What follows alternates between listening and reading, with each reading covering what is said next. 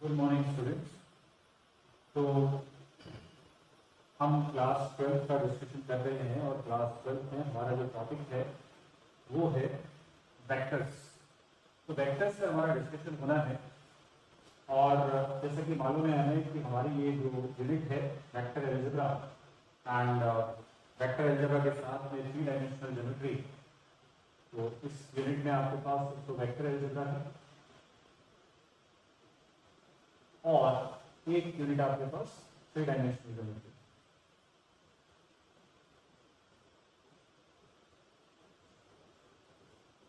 तो ये दो यूनिट्स हैं क्लास 12 की, जिनमें से जो है 14 मार्क्स का आपका क्वेश्चंस पूछे जाते हैं बोर्ड एग्जाम्स में। तो इम्पोर्टेंट यूनिट है इस लिहाज से। तो हमारा जो डिस्कशन है आज का वो ये है कि बोर्ड में जो क्वेश्चंस आ रहे हैं वो किस तरह से आपसे क्वेश्चंस आपको करने हैं अटेंड। तो ये क्वेश्चंस को हम लोग आज अटेंड करने की कोशिश करेंगे और देखेंगे किस तरह से इन क्वेश्चंस को हम लोग अटेंड करते हैं और क्या क्या चीजें आपसे पूछी जा सकती हैं। 1 mark question, 3 mark question as well as 5 mark question. तो पहले हम वेक्टर वाला क्वेश्चन कवर कर रहे हैं। सो वेक्टर्स में कुछ चीजें हैं जो आपको बहुत इंपॉर्टेंट है, जो ध्यान में रखनी है। जिसमें कि एक वेक्टर है हमारे पास। वेक्टर से हमारा मतलब होता है कि एक ऐसी क्वांटिटी जिसमें हमें डायरेक्शन भी चाहिए मैग्नीट्यूड के साथ में, वो हमारी वेक्टर क्वांटिटी हो जाती है। केवल मैग्नीट्यूड से काम नहीं चलता है, डायरेक्शन भी इंपॉर्टेंट हो जाता है। So those quantities which need magnitude as well as direction वो हमारे वेक्टर्स होती हैं। फॉर एग्जांपल अगर आप वेलोसिटी की बात करें या डिस्प्लेसमेंट की बात करें, वेट की बात करें, तो ये सारी जो क्वांटिटीज हैं वो डायरेक्शन भी मांगती है, डायरेक्शन रिक्वायर्ड है, मैग्नीट्यूड तो चाहिए चाहिए। तो एक वेक्टर जो है हमारे पास कुछ इस तरह से रिप्रेजेंट होता है।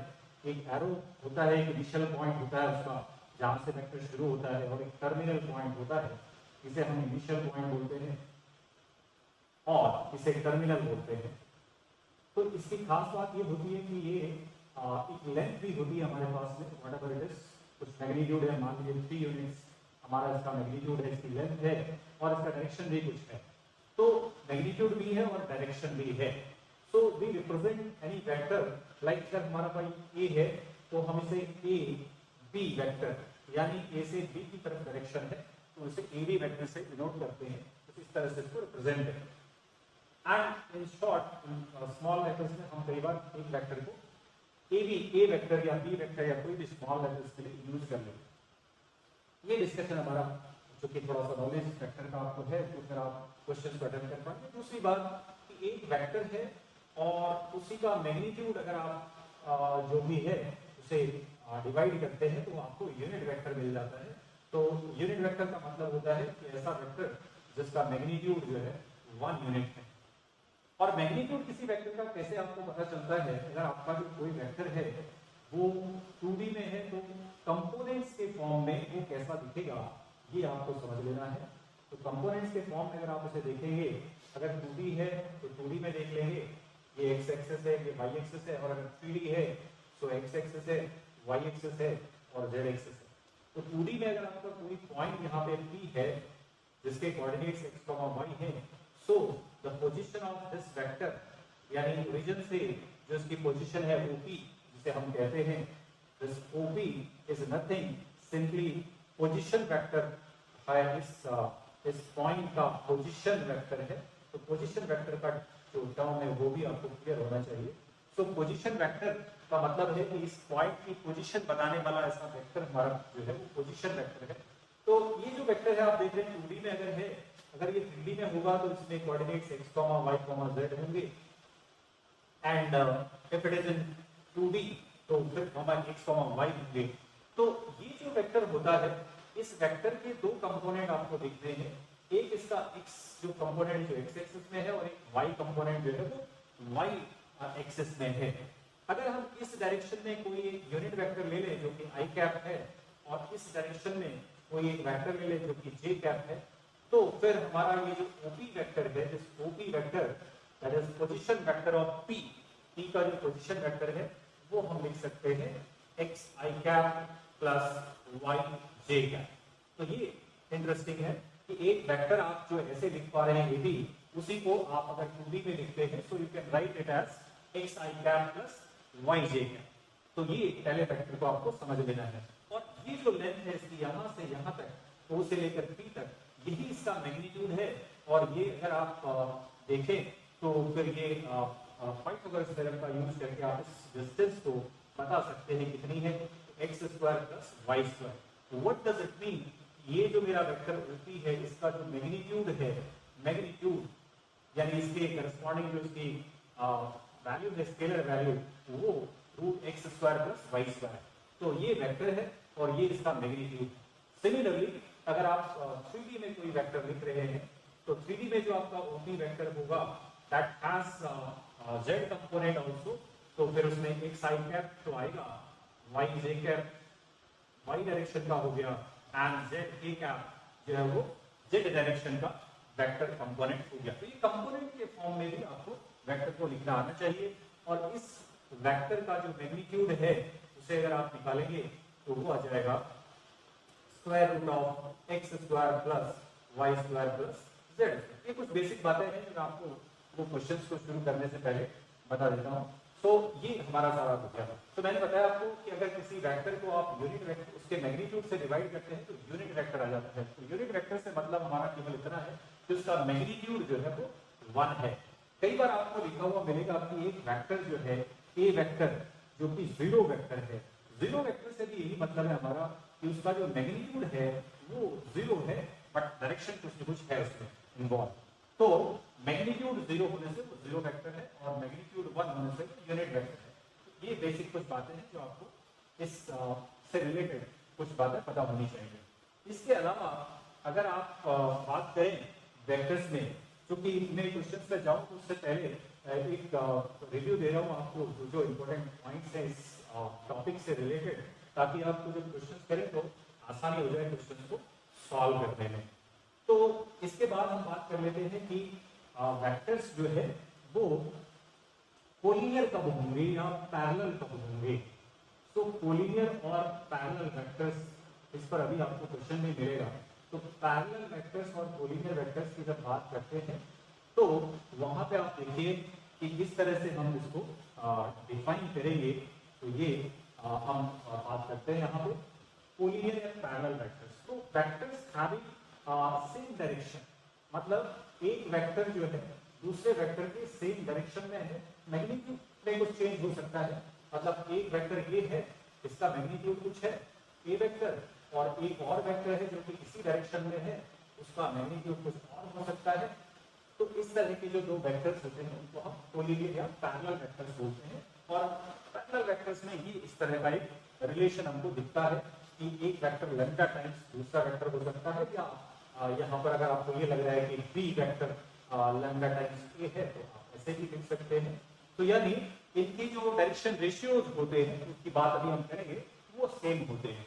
तो ये कोलिनियर और पैरेलल वेक्टर्स की बात है। अब इसके बाद जो दो तीन बातें हैं इंपॉर्टेंट, वो ये है कि सबसे पहले हम समझ लें कि वेक्टर्स को अगर हम देखें तो स्केलर से मल्टीप्लाई कर सकते हैं। मान लो एक वेक्टर है मेरे पास, इसका कुछ मैग्नीट्यूड है, तो अगर मैं चाहूँ इसका डबल वेक्टर बनाना, तो इसके डबल मैग्नीट्यूड का वेक्टर बनाना, तो इसके मैग्नीट्यूड को मैं 2 से मल्टीप्लाई कर दूंगा तो ट्वाइस ऑफ ए हो जाएगा। इसी तरह से मैं अगर इसका हाफ करना चाहता हूँ तो छोटा वेक्टर ए हाफ ए कर सकता हूँ। So what I mean to say कि मैं किसी भी वेक्टर को एक स्केलर क्वांटिटी से मल्टीप्लाई करूंगा तो उसका मैग्नीट्यूड उसी हिसाब से चेंज हो जाएगा। डबल, ट्रिपल, हाफ, 1/3 जो भी करना चाहते हैं तो उस मल्टीप्लिकेशन से वो कम हो जाएगा या बढ़ जाएगा। तो ये स्केलर मल्टीप्लिकेशन की बात है किसी वेक्टर में। और दूसरी बात, अगर वेक्टर को आप ऐड करना चाहते हैं तो वेक्टर्स को एडिशन कैसे करते हैं वो भी आप बात कर लेते हैं। How to add two vectors, ये भी समझ लीजिए। अगर आप दो वेक्टर्स को ऐड करना चाहते हैं तो if you have two vectors and you want to add them, subtraction जैसा कोई वर्ड होता नहीं है बट ऐड कर सकते हैं वेक्टर्स को। तो एक वेक्टर मान लीजिए ये हमारे पास ए है और एक और वेक्टर है जो बी है। ये दो वेक्टर्स को मैं ऐड करना चाहता हूँ, तो कैसे ऐड होते हैं ये आप समझ लीजिए, जिसे हम triangle law of addition of vectors कहते हैं। ये हमने ए वेक्टर लिया, इसका ये इनिशियल पॉइंट है और ये इसका टर्मिनल पॉइंट है, तो दूसरे एंड पे जो टर्मिनल पॉइंट है उसी से हम दूसरा वेक्टर उसी डायरेक्शन में लेके जाते हैं जो एंगल उसने एक्चुअली बनाया है बेस के साथ में थीटा, इसी एंगल पे हम उसको इसके टर्मिनल पॉइंट से और इनिशियल पॉइंट उसका जोड़ देते हैं। तो ये हमारे पास इस तरह से एक वेक्टर आ गया। यहाँ पे दूसरा वेक्टर है जो इस तरह से हमने रिप्रेजेंट कर दिया ये इसी एंगल पे, जो कि बी वेक्टर है मेरा। तो फिर जो पहले वाले का इनिशियल और दूसरे वाले का टर्मिनल को ज्वाइन करने वाली ये जो लाइन है, ये जो वेक्टर है, ये वेक्टर इनका सम हो जाता है या रिजल्टेंट हो जाता है, a प्लस बी के बराबर हो जाता है। तो इसे हम कहते हैं triangle law of addition of vectors. तो ट्रायंगल लॉ एडिशन का वेक्टर का यही है कि if two sides of triangle represent two vectors, then third side will be automatically the resultant और sum of the two vectors. इसके पीछे logic ये है कि अगर मैं इस डायरेक्शन में चला यहाँ से यहाँ, फिर यहाँ से यहाँ, और मैं अगर यहाँ से यहाँ आ जाऊं तो फिर मेरा जो नेट डिस्प्लेसमेंट है वो 0 हो जाता है। और अगर मैं इस वेक्टर को थोड़ी देर के लिए इस डायरेक्शन में लेके c मान लूं तो फिर a plus b plus c यानी 0 होना चाहिए। नेट डिस्प्लेसमेंट जो है वो वेक्टर्स के टर्म्स में 0 होना चाहिए। ये एक इंपॉर्टेंट बात है। 0 होने का मतलब ये है कि इधर हमने कहा कि इसका डायरेक्शन इधर लिया, इसका डायरेक्शन इधर लिया, इसका इधर लिया, बट हमने तो डायरेक्शन इधर लिया है। इसका मतलब क्या है कि एक वेक्टर में अगर आपको a प्लस b तो सेम डायरेक्शन में है और इसका अगर आप डायरेक्शन रिवर्स करेंगे तो ये माइनस c हो जाएगा और ये a plus b is equal to c आ जाएगा। तो ये इस तरह से कुछ है जो आपको वेक्टर में समझना है कि नेट डिस्प्लेसमेंट 0 होना है और वेक्टर का अगर आपने डायरेक्शन रिवर्स कर दिया, ये वेक्टर इस डायरेक्शन में है और उसने आपका डायरेक्शन सेम मैग्नीट्यूड के साथ इधर कर दिया तो ये माइनस से हो जाए। नेगेटिव ऑफ वेक्टर का मतलब केवल इतना ही होता है कि उसका डायरेक्शन जो है वो रिवर्स है, ओरिजिनल डायरेक्शन से डिफरेंट है, तो रिवर्स डायरेक्शन में वो वेक्टर आपका जा रहा है। इस तरह से आप triangle law of addition of vectors की बात कर लेते हैं। तो मैंने आपको बताया कि आप स्केलर से मल्टीप्लाई कर सकते हैं, वेक्टर्स को ऐड कर सकते हैं। अब अगली बात ये आती है कि क्या हम वेक्टर्स को मल्टीप्लाई भी कर सकते हैं। तो अगर वेक्टर्स को मल्टीप्लाई करने की हम बात करें तो we can multiply vectors also. तो कैसे मल्टीप्लाई करते हैं उसको थोड़ा सा देखते हैं और फिर हम इस तरह से क्वेश्चंस को भी एक एक करके कोशिश करते हैं क्वेश्चन को भी सॉल्व करते हुए समझते हुए। तो मल्टीप्लाई कैसे करें वेक्टर्स को, ये एक इंपॉर्टेंट बात है। तो मल्टीप्लिकेशन वेक्टर्स का ये हम समझने की कोशिश करते हैं। देखो तो मल्टीप्लाई जब हम करेंगे वेक्टर्स को तो कैसे मल्टीप्लाई होंगे। देखो अगर वेक्टर्स को मल्टीप्लाई करना है मुझे तो एक वेक्टर हमारा a है और एक वेक्टर b है, तो इसमें अगर हम एक डॉट का यूज करते हैं जिसे हम कहते हैं कि scalar multiplication. Scalar multiplication vectors का इस तरह से डॉट प्रोडक्ट कहलाता है। स्केलर मल्टीप्लिकेशन जिसे हम डॉट प्रोडक्ट भी बोलते हैं। क्यों बोलते हैं? क्योंकि इसमें जो हमारे पास रिजल्ट आता है वो एक स्केलर क्वांटिटी आती है that is defined as magnitude of a, magnitude of b and cos of angle between them.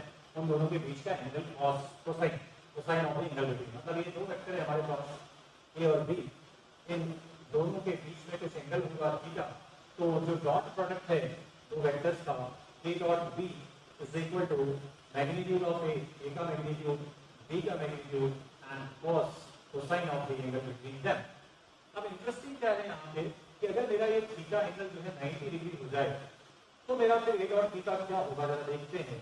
तो जैसे ही एंगल 90 डिग्री होगा तो मतलब ये वेक्टर दोनों परपेंडिकुलर है ऐसा समझ में आ रहा है।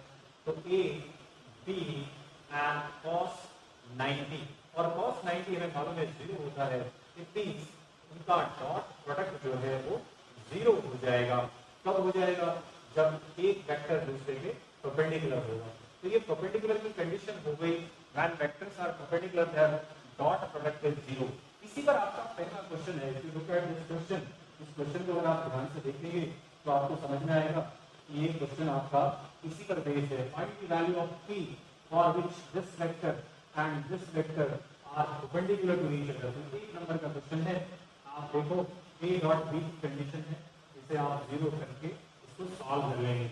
a वेक्टर पहला हो गया that is 2i cap plus pj cap and plus के कैप, और इसी को आपने डॉट प्रोडक्ट करना है किसके साथ में, -4i cap -6j cap and plus 26k cap, और ये इक्वल टू 0 है, तो हमें वैल्यू निकाल लेनी है p की। तो डॉट प्रोडक्ट जब आप करेंगे तो ध्यान रखेंगे कि जब आप ये इस तरह से जब आप कर रहे हैं, यहाँ समझ लीजिए, ये मैं आपको 2D में समझा देता हूँ, यही कॉन्सेप्ट 3D में आपका यूज हो जाएगा। ये y एक्सिस है, इस डायरेक्शन में हमारा j कैप होता है, इस डायरेक्शन में हमारा i कैप होता है। मैं आपको यहाँ पर एक और चीज बता देता हूँ, आपने कहा एंगल 90 है यानी परपेंडिकुलर है, तो फिर ये डॉट प्रोडक्ट 0 है। व्हाट इफ एंगल इज 0, मतलब ये एंगल थीटा जो है 0 हो जाए तो क्या होगा, if this theta is equal to 0, तो फिर मेरा जो डॉट प्रोडक्ट है a डॉट b वो क्या हो जाएगा, a b एंड cos 0। तो cos 0 का मतलब है कि 1, तो ये a और b के प्रोडक्ट के बराबर, मैग्नीट्यूड के बराबर हो जाएगा। तो a डॉट b जो है उस सिचुएशन में a और b का ये सिंपल से मैग्नीट्यूड का सिंपल मल्टीप्लिकेशन हो जाएगा। But in case of this unit vectors i और j की टर्म्स में अगर बात करें तो i डॉट j जब करेंगे आप तो यहाँ पे 90 डिग्री का एंगल है, तो i डॉट j जो है हमेशा 0 आएगा, क्योंकि परपेंडिकुलर वेक्टर्स का जो डॉट प्रोडक्ट है वो 0 है। But what happens when this i is multiplied, यानी स्केलर प्रोडक्ट में i के साथ किया जाए, तो magnitude of i cap into बाकी cos तो 0 1 है, तो ये हो जाएगा मैग्नीट्यूड ऑफ i का स्क्वायर, और मैंने आपको बताया था कि ये i और j यूनिट वेक्टर्स हैं, तो ये 1 आ जाता है। इसका मतलब जब आप इस मल्टीप्लिकेशन में i को i से मल्टीप्लाई करेंगे तो आपको 1 मिलेगा। इट मींस ये 4 2 और 4 का मल्टीप्लिकेशन है -1, i को j के साथ करेंगे 0 हो जाएगा, i को k के साथ करेंगे 0 हो जाएगा डॉट प्रोडक्ट, क्योंकि हमने देखा कि परपेंडिकुलर है इसलिए 0 हो जाएगा। फिर j और j का प्रोडक्ट करेंगे 1 आएगा, तो p को -6 से करेंगे तो -6p आ जाएगा, और फिर k को k के साथ करेंगे तो ये 26 आ जाएगा। बाकी सारे 0 हो जाएंगे क्योंकि सारे जो है वो आपस में परपेंडिकुलर हैं, i का j के साथ, i का k के साथ, j का i के साथ, j का k के साथ, k का i के साथ और k का j के साथ, जो डॉट प्रोडक्ट है वो 0 हो जाएगा। ऐसे तो आप देखेंगे एक ट्राइनोमियल से मल्टीप्लाई करा तो 9 टर्म्स है, बट 6 टर्म्स 0 हो जाएंगे क्योंकि वहां पर वेक्टर्स परपेंडिकुलर है, बाकी 3 रहेंगे। तो ये -6p इज इक्वल टू हो गया -18 और p इज इक्वल टू आ गया आपका 3। तो this is the answer of your first question कि आपका ये एक ऑप्शन इसका करेक्ट है, p की वैल्यू 3 आपको मिल गई। तो आपको कुछ कॉन्सेप्ट भी साथ में समझ रहे हैं जो कि वेक्टर से रिलेटेड है। तो ये आपका डॉट प्रोडक्ट के कॉन्सेप्ट पर ये आपका क्वेश्चन है, जो कि हम scalar product, scalar multiplication of vectors बोलते हैं, जो इस तरह से डिफाइन होता है। तो this is your first question. अब हम मूव करते हैं नेक्स्ट कॉन्सेप्ट पर और नेक्स्ट क्वेश्चन, क्योंकि आप यहाँ पर केवल क्वेश्चन नहीं करेंगे, आपको जो रिलेटेड कॉन्सेप्ट है उसको भी समझ लेना है, तो ताकि आप इस तरह का कोई और क्वेश्चन भी आसानी से सॉल्व कर सकते हैं। तो अब हम बात करते हैं नेक्स्ट कॉन्सेप्ट और नेक्स्ट क्वेश्चन की। तो नेक्स्ट क्वेश्चन में कुछ मुझे क्रॉस प्रोडक्ट जैसा दिख रहा है। Second question if you look eight second one, तो ये सेकंड क्वेश्चन में हमें दिख रहा है कि यहाँ पे कुछ क्रॉस है। तो वेक्टर्स का क्रॉस प्रोडक्ट क्या होता है उसको भी समझ लेते हैं, यानी दूसरे तरह का मल्टीप्लिकेशन है। एक हमने कहा कि वेक्टर का स्केलर प्रोडक्ट है जो कि डॉट प्रोडक्ट है। ये जो क्रॉस प्रोडक्ट है ये वेक्टर प्रोडक्ट है, ऐसा ध्यान रखना है। वो स्केलर प्रोडक्ट था, ये वेक्टर प्रोडक्ट ऑफ वेक्टर्स है। तो दो वेक्टर्स का वेक्टर प्रोडक्ट या क्रॉस प्रोडक्ट जो है वो a क्रॉस b इस तरह से लिखा जाता है, a क्रॉस b। तो अभी आपने इससे पहले देखा था कि हमने a डॉट b का यूज किया था, जो कि स्केलर रिजल्ट हमको दे रहा था, स्केलर मिला। बट ये रिजल्ट जो है वो वेक्टर है, इसलिए इसे वेक्टर प्रोडक्ट कहा जाता है। मींस अगर आप क्रॉस प्रोडक्ट करेंगे दो वेक्टर्स का तो फिर आपको एक वेक्टर ही मिलेगा। तो ये वेक्टर कैसे मिलेगा इसको समझ लेते हैं। अगर मान लीजिए कि एक वेक्टर हमारे पास ये है a और एक और वेक्टर है जो कुछ एंगल बना के इसके साथ में है दैट इज b, तो इन दोनों का क्रॉस प्रोडक्ट किस तरह से डिफाइन है ये समझ लेना है। तो ये जो डेफिनेशन होती है ये कहती है कि ये magnitude of A, magnitude of B and sine of the angle between them and into unit vector along the direction of the perpendicular of plane of A and B. मतलब अगर मेरे इस प्लेन पे दोनों वेक्टर हैं तो मेरा फिर क्रॉस प्रोडक्ट जो वेक्टर आएगा उसका डायरेक्शन या तो इधर होगा या उस तरफ होगा, यानी बैक साइड में, यानी परपेंडिकुलर होगा इस प्लेन के, ऐसा समझ लेना है। अब यहाँ पे किस तरह से है कि अगर आपने डायरेक्शन ऐसे लिया है यानी एंटी क्लॉकवाइज, अगर आपने एंटी क्लॉकवाइज डायरेक्शन लिया है तो फिर इसका डायरेक्शन इधर होगा, सामने की तरफ होगा। और अगर आपने डायरेक्शन यूं लिया है इस तरह से क्लॉकवाइज तो फिर उसका डायरेक्शन बैक साइड में होगा। ये इंपॉर्टेंट है क्योंकि डायरेक्शन या तो इधर ही हो सकता है या उधर हो सकता है, क्योंकि इस प्लेन के परपेंडिकुलर रहना है। तो इस प्लेन के परपेंडिकुलर होने के लिए या तो ऐसे होना पड़ेगा या पीछे जाना पड़ेगा। तो आप सामने की तरफ कब आएंगे जब एंटी क्लॉकवाइज होंगे, पीछे कब जाएंगे जब क्लॉकवाइज होंगे। तो ये जो क्वांटिटी आप देखो यहाँ पे इतनी क्वांटिटी स्केलर है लेकिन एक वेक्टर से मल्टीप्लाई हो गई यूनिट वेक्टर से, तो ये वेक्टर क्वांटिटी बन गई। इसका मतलब जब आप एक वेक्टर को दूसरे प्रोडक्ट के वेक्टर के साथ में क्रॉस प्रोडक्ट में लाते हैं तो एक नया वेक्टर मिलता है। ये इंपॉर्टेंट बात है। You get a new vector that is called C. अब इसको थोड़ा समझ लेते हैं 3 डायमेंशन में किस तरह से ये काम करेगा। 3D में क्या होता है कि आपका एक्स एक्सिस यहाँ है, वाई एक्सिस यहाँ है और जेड एक्सिस यहाँ है। अब आपका जो डायरेक्शन है इस एक्स का वो एक्चुअली परपेंडिकुलर है, बाहर की तरफ है। तो जो आपका वेक्टर प्रोडक्ट होता है इनका, ये यहाँ पे जे कैप है, यहाँ पे आई कैप है और यहाँ पे के कैप। अगर मैं इसको कुछ इस तरह से दिखाऊं आपको कि ये डायरेक्शन मेरा यूं चल रहा है, तो इस डायरेक्शन में अगर चल रहा है यानी एंटी क्लॉकवाइज, यहाँ पे आपका मान लो के कैप है, यहाँ पे आपका आई कैप है और यहाँ पे आपका जे कैप है। तो फिर ये किस तरह से चलता है क्रॉस प्रोडक्ट, इसका इसके साथ अगर आप क्रॉस प्रोडक्ट करेंगे यानी ये सामने की तरफ आई है और ये जे है, इन दोनों का क्रॉस प्रोडक्ट करेंगे तो ये मिलेगा आपको जेड यानी ये मिलेगा। तो इसका मतलब आई क्रॉस जे करेंगे तो आपको हमेशा के मिलेगा, इसका इसके साथ करेंगे तो के मिलेगा। लेकिन क्वेश्चन ये उठता है क्या अगर मैं जे क्रॉस आई कर दूं यानी इसका डायरेक्शन अगर क्लॉकवाइज कर दूं तो क्या होगा। तो इसका मतलब ये है कि अगर मैंने जे क्रॉस आई कैप किया तो फिर ये माइनस आ जाएगा क्योंकि उसका डायरेक्शन नीचे हो जाएगा, जो ऊपर चल रहा है वो नीचे आ जाएगा, परपेंडिकुलर रहेगा पर डायरेक्शन रिवर्स हो जाएगा। इसी तरह से अगर आप इस जे को के साथ में क्रॉस करेंगे, जे कैप क्रॉस के कैप, तो ये आपको हमेशा आई कैप मिलेगा। एंड वाइस वर्सा, अगर आपने के क्रॉस जे कर दिया तो फिर ये माइनस का आई कैप हो जाएगा, ध्यान रखना है। एंड सिमिलरली इस के को आई के साथ करेंगे तो के कैप क्रॉस आई कैप अगर आप करेंगे तो आपको ये हमेशा जे मिलेगा। बट अगर आपने रिवर्स कर दिया, आई कैप क्रॉस के कैप कर दिया तो फिर ये माइनस का जे कैप मिलेगा। इतनी बात आपको यहाँ पे समझनी है। तो ये क्रॉस प्रोडक्ट की बात है दो वेक्टर्स की। तो क्रॉस प्रोडक्ट जब आप करेंगे, और एक इंपॉर्टेंट बात, अगर आप सेम वेक्टर यानी आई क्रॉस आई करने की कोशिश करेंगे तो फिर आई और आई के बीच में जो एंगल है ना साइन थीटा, वो हमेशा 0 हो जाएगा, जिसकी वजह से पूरी क्वांटिटी 0 हो जाएगी। तो ये हमेशा 0 आएगा।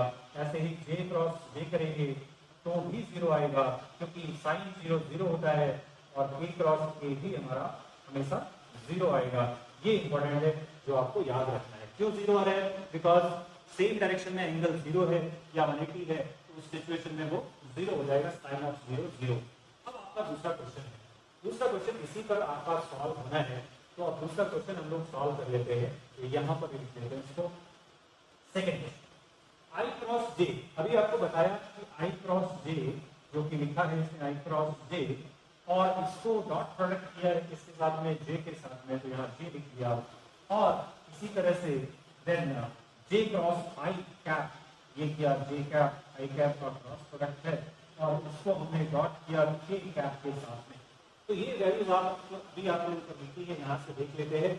आई क्रॉस जे के होता है तो के कैप लिख लेते हैं, तो के cap dot J cap plus, और जे क्रॉस आई लिखिए, यहाँ पर भी लिखना है जे क्रॉस आई माइनस के होता है तो माइनस के कैप डॉट के कैप। अब डॉट प्रोडक्ट में कहानी अलग है। डॉट प्रोडक्ट में आई का जे के साथ, जे का के साथ डॉट प्रोडक्ट 0 होता है तो ये 0 हो जाएगा। और ये यहाँ पर भी डॉट प्रोडक्ट है, के का के साथ में -1 हो जाएगा। तो योर आंसर इज -1।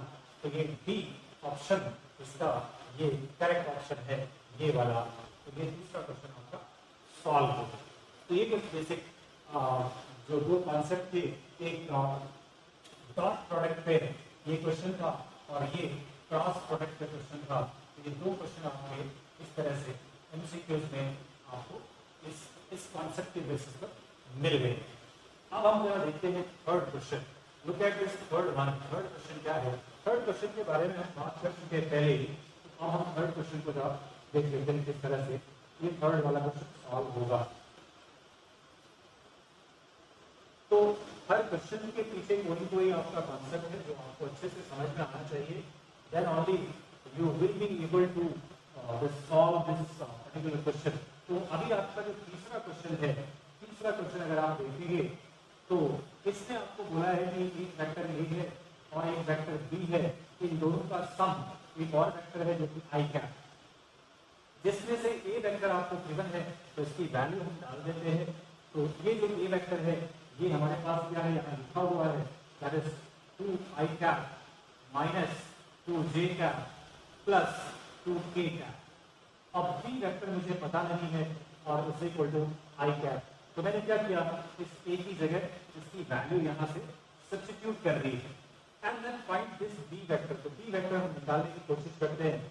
क्या होगा, आई कैप यहाँ है, इसको शिफ्ट करेंगे तो ये माइनस 2i कैप हो जाएगा प्लस 2j कैप हो जाएगा और माइनस 2k कैप हो जाएगा and finally what it will be minus I cap plus 2j cap and minus 2k cap. इतना आपका बी वेक्टर आ गया। बट पूछा क्या है, बी का मैग्नीट्यूड पूछा है, तो हम इस बी का मैग्नीट्यूड कर देते हैं। ये अभी आपको मैंने बताया था।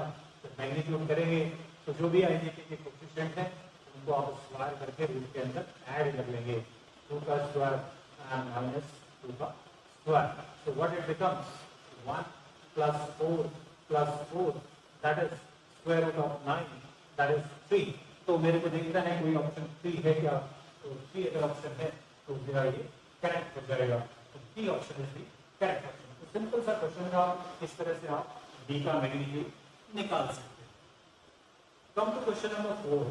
इस पर भी हम अभी बात कर चुके हैं। क्वेश्चन नंबर 4 कैसे होना है, देखो ये बहुत अच्छा क्वेश्चन फिर से आ गया कि मैग्नीट्यूड आपको फाइंड ऑल वेक्टर्स, मैग्नीट्यूड 3√3 होना चाहिए which are collinear to this vector.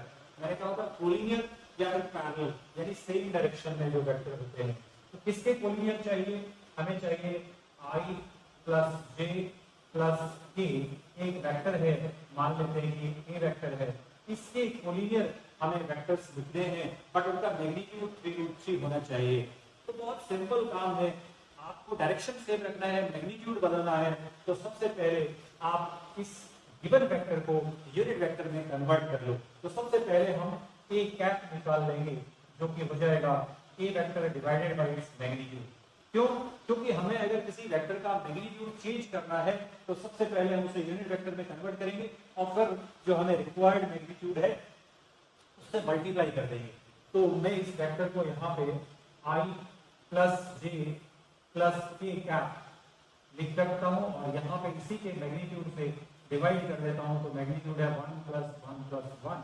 तो ये मेरा इस तरह से i प्लस जे प्लस के कैप और ये अपॉन √3, ये हमारा यूनिट वेक्टर आ गया। But I want vector whose magnitude is 3√3। तो मुझे एक वेक्टर चाहिए b जिसका मैग्नीट्यूड 3√3 होना चाहिए बट इसी डायरेक्शन में होना चाहिए जिस डायरेक्शन में a है। तो मैं 3√3 से अपने यूनिट वेक्टर को मल्टीप्लाई कर देता हूँ, तो मुझे एक नया वेक्टर मिल जाएगा या वेक्टर्स मिल जाएंगे जो इस मैग्नीट्यूड के होंगे। ठीक है, तो यहाँ पे 3√3 मल्टीप्लाइड बाई ये आपका जो वेक्टर है दैट इज ब्रैकेट में लिख लेते हैं इसको, that is I cap plus J cap. ये आपका हो गया आई कैप प्लस जे कैप प्लस के कैप डिवाइडेड बाई √3। तो √3 आपका कैंसिल हो गया और ये आपका 3 मल्टीप्लाइड यानी 3i cap 3j cap and 3k cap हो जाएगा। ठीक है, इस तरह से हो जाएगा। वेक्टर्स लिखा हुआ है तो ये आप ज्यादा से ज्यादा क्या कर सकते हैं, जब आप स्क्वायर रूट करें तो प्लस माइनस वैल्यू गाड़ी हम मान सकते हैं, तो ये प्लस माइनस और हो सकता है, क्योंकि आपने डायरेक्शन रिवर्स भी किया तो कोई इश्यू होता नहीं है, या तो सामने की तरफ हुआ या बैकवर्ड डायरेक्शन में, रिवर्स डायरेक्शन में होगा, तो उस सिचुएशन में भी हम वेक्टर्स को पैरेलल या कोलिनियर ही बोलते हैं। ठीक है, ये हो गया। तो ये आपका फोर्थ क्वेश्चन हो गया जिस पर हमने पीछे भी बात करी। अब आप देखिए क्वेश्चन नंबर 5। तो हम क्वेश्चन नंबर 5 को डिस्कस करते हैं इसके बाद में। तो जितने कॉन्सेप्ट हमने अब तक डिस्कस किए हैं तो उन्हीं पर ये हमारे क्वेश्चंस भी है। तो फिफ्थ क्वेश्चन को और देखिए, पोजीशन वेक्टर का कुछ कॉन्सेप्ट देखते हैं क्या है, तो उस पर बेस हमारा ये क्वेश्चन कुछ दिख रहा है। तो fifth question, position vector of point A B and C. तो पोजीशन वेक्टर्स मैंने आपको बताया था, पोजीशन किसी भी पॉइंट की जो है वो वेक्टर्स की हेल्प से लिखी जा रही है। तो ये इंपॉर्टेंट बात है। ये तीन अलग अलग पॉइंट है, यहाँ पर ए है, इसका पोजीशन वेक्टर ए वेक्टर है, इसका पोजीशन वेक्टर बी जो है उसका बी वेक्टर है, और सी जो पॉइंट है उसका पोजीशन वेक्टर सी वेक्टर है। तो तीन अलग अलग पॉइंट को हमें गिवन है और उनकी पोजीशन वेक्टर्स हमको गिवन है। और मैं अब आपको यहाँ पे नई चीज बताऊंगा जो आपको यहाँ पे लिखी हुई है। देखो, इफ AC वेक्टर जो है वो 5/4 टाइम्स AB है। AC वेक्टर 5/4 टाइम्स जो है वो AB है। व्हाट डज इट मीन, पहले समझ लेते हैं। तो AC वेक्टर का अगर मैं AB वेक्टर के साथ रेशियो देखूं तो ये रेशियो है 5/4। AC वेक्टर आप देखें पूरा है, AC वेक्टर आपका पूरा वेक्टर है यहाँ से यहाँ तक, और AB वेक्टर है यहाँ से यहाँ तक। इसका मतलब ये पूरा हिस्सा आपका 5 पार्ट है और ये हिस्सा AB जो है वो 4 पार्ट है। व्हाट डज इट मीन, ये वाला पार्ट आपका केवल 1 है। तो और आई कैन राइट कि AB वेक्टर का जो रेशियो है इसके साथ में BC वेक्टर के साथ में वो 4:1 होना चाहिए। ये बहुत आसान है समझना इसको, क्योंकि AC आपका 5 पार्ट है और AB आपका 4 पार्ट है, तो बचा हुआ 1 पार्ट यानी ये BC है। तो ये आपको रेशियो मिल गया 4:1। तो सेक्शन फॉर्मूला वेक्टर्स का आप यूज कर सकते हैं, ये इस तरह से मल्टीप्लाई होता है। तो मुझे इस B वेक्टर को और इस A और C का यूज करते हुए लिखना है, लिखा है कि C terms of unit B। तो मैं सेक्शन फॉर्मूला यूज करूंगा वेक्टर का। तो वेक्टर का सेक्शन फॉर्मूला क्या है, देखिए यहाँ पे लिख देते हैं। ये भी नया कॉन्सेप्ट है, तो इसको देख लें आप, यूजिंग सेक्शन फॉर्मूला। तो जब सेक्शन फॉर्मूला आप यूज करेंगे, इस B वेक्टर को हम लिख सकते हैं दिस 1 मल्टीप्लाइड बाई A, तो 1A प्लस 4, यानी जो आप कोऑर्डिनेट ज्योमेट्री में सेक्शन फॉर्मूला करते हैं nx2 nx1 वही चीज है। इस 1 को यहाँ ले जाके मल्टीप्लाई करना है, 4 को यहाँ ले जाके मल्टीप्लाई करना है। तो ये 4C vector divided by m plus n, that is 1 plus 4। इसका मतलब ये 5 हो गया और 5 जाके यहाँ मल्टीप्लाई हो जाएगा, 5B इज इक्वल टू हो जाएगा A प्लस 4C, और यहाँ से हमें C निकालना है, तो 4C इज इक्वल टू हो जाएगा 5B minus A vector and C vector is equal to 5B minus A divided by this 4। ये आपका यहाँ पे C in terms of A and B आ गया। इसका जो आंसर है, ये 2 नंबर का क्वेश्चन आपके एग्जाम में पूछा गया है, इसका आंसर आपका C है, that is 5B minus A upon 4। तो फिर मैं आपको रिवाइज करा दूं कि अगर सेक्शन फॉर्मूला आप यूज कर रहे हैं वेक्टर्स में, तो अगर एक पॉइंट यहाँ पे है, एक पॉइंट यहाँ पर है, इन दोनों को कोई वेक्टर है, एक और पॉइंट जो C है दैट डिवाइड्स, मान लो ये वेक्टर A वेक्टर है, ये B वेक्टर है और ये C वेक्टर है। तो जो सेक्शन फॉर्मूला है, अगर ये m/n है, तो सेक्शन फॉर्मूला कहता है कि ये रेशियो यहाँ और ये रेशियो यहाँ, तो C वेक्टर यानी इसका पोजीशन वेक्टर C पॉइंट का is equal to n multiplied by B vector plus n multiplied by A vector divided by m plus n कर लेना है। तो this is called section formula, अगर ये इंटरनल डिवीजन है तो। ये आपका फिफ्थ क्वेश्चन जो है वो इस पर बेस्ड है। तो ये हमारा डिस्कशन था।